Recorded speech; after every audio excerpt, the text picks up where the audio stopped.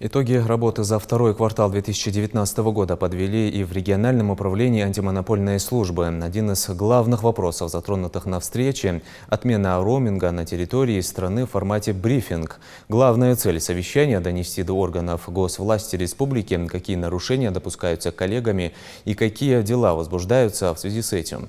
На встрече также обсудили план мероприятий по реализации соглашения о взаимодействии Федеральной антимонопольной службы и правительства республики. Работа в этом направлении ведется согласно указу президента Владимира Путина и обозначена как приоритетная деятельность для всех органов власти на ближайшие 3 года.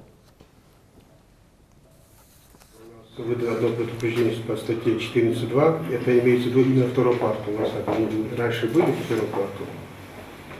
Дальше выдано 10 предупреждений по статье 15 Закона о защите конкуренции. Это нарушение заключения договоров при проведении конкурсных процедур. А также не были проведены процедуры по отбору управляющей компании на коллективных домах.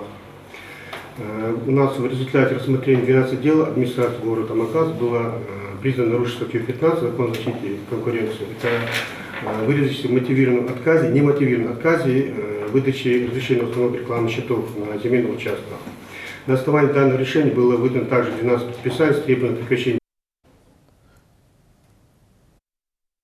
Мы выявляем нарушения, к сожалению, их слишком мало, мы их выявляем при проведении проверки и так далее. Это те нарушения, которые граждане сами должны приходить и говорить нам об этом. Допустим, что им отключили свет, там, газ, воду и так далее. Вот.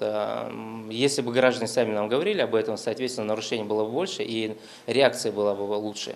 И поэтому есть в этом направлении упущение со стороны граждан, то, что они приходят, либо не верят в правосудие, либо не хотят приходить к нам.